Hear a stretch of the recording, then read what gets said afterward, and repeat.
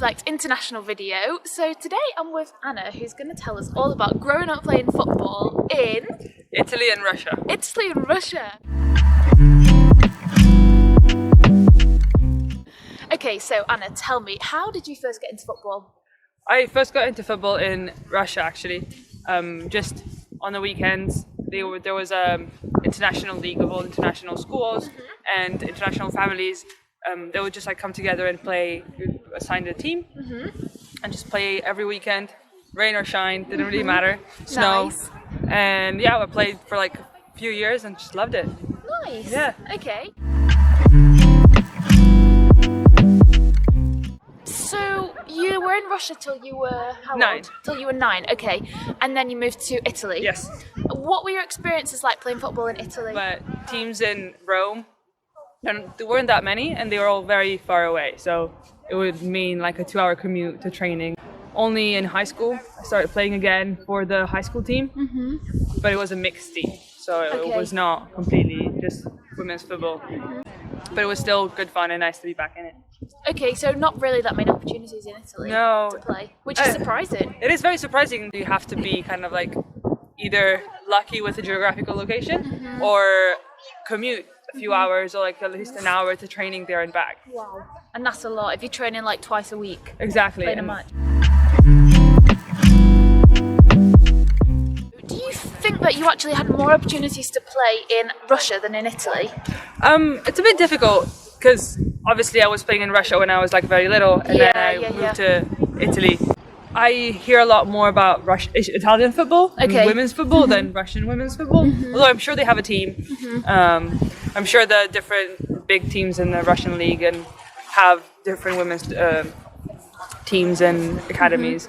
But I'm not sure. Probably Italy, just because of the history and the importance of football that it has to the country. You said at school, in high school in Italy, you did have opportunities to play. Yes. With boys. With the boys. I was lucky or unfortunate to be in a class with other 15 boys, so I was the only girl. Sometimes it's volleyball, but most of the times it's football. We had a little pitch in the high school and we would just play 5v5, 6v6 every time we could get PE, and we tried to make a team, the mixed team, and then obviously they recruited all the boys because they're obviously stronger. If we're playing against other potentially just boys teams, then they wanted to make an even playing field. So we tried to make to start a women's team, but we had 5 or 6 players, which could be enough for a 5-a-side, but it's not really enough for a good training and kind of like have it make sure the team goes through the years. Yeah. My experience was exactly the same actually. Like I think in high school there was about 7 of us, but that was across like 7 years of high school. Yeah. So like 1 girl per year. It was never enough to make a proper girls team. Plus, then there would have been a team to play against. Yeah, exactly. Like we could have found other teams in other high schools, but again, we had 5 girls, 6 girls. We're all different years, and 4 of them were in the last year of their high school, so they're going to be graduating that year and leaving. Yeah, exactly. How do you think women's football is regarded in both Russia and Italy? I think it was a niche sport when I started. It still can be considered a niche sport, although it's definitely on the rise, and rightfully so. The media is helping. The big women's football cups, like the World Cups, are helping, and the fact that the women's teams are getting so much traction and the academies are starting to develop, then it's getting the light that it deserves. Definitely. But this has only been happening in the last few years. And so you went to university in Plymouth, Yes. in the UK. How would you compare then the way that women's football is regarded in the UK compared to in Italy or Russia? I was completely surprised. Really? In what way? In a very positive way, because I was, like at the sports fairs when you start university and you're freshers, and I was just, this girl was dressed in a full kit and was like, come play football. And I said yes. And yeah, I signed out very quickly, and I was like, I need to make some friends, and I started playing, and they were super organized.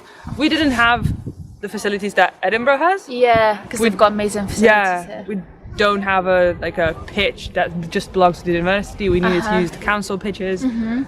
We had to borrow time from our high schools to train to play on their Astro. It was just very well organized, and to me, coming from just a high school where it was maybe the opposite of organization, I was just very positively surprised that everyone was just so on top of it. And it was a small team, but we had 60 girls sign up. Wow. Okay, what about then media representation in Italy, Russia? I don't know if you'll remember, but yeah, I don't think media besides the television was a thing when I was in Russia. I was what, 20 years ago?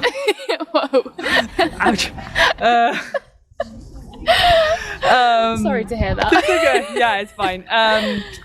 But no, in Italy, it's definitely up, and it's nice to see that every team has their Instagram pages and they're active, and we see videos, we see people, players in action. Unfortunately, it's not covered as much on TV. You have to go on the sports program, maybe the secondary channel, to find an occasional women's game. So it's definitely on the rise, and I hope it kind of keeps on going, so we can actually on a Sunday just sit down and watch a match. Would that be? Yeah, instead of just to it should be a channel just for women's football. Yeah, I would watch that. Oh, I watch absolutely.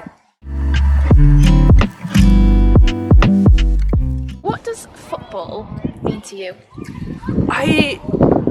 It means a lot, really. It's just a way that I found to make friends, to stay fit. I was always, I'm always someone that is up to do any kind of sports and try anything once.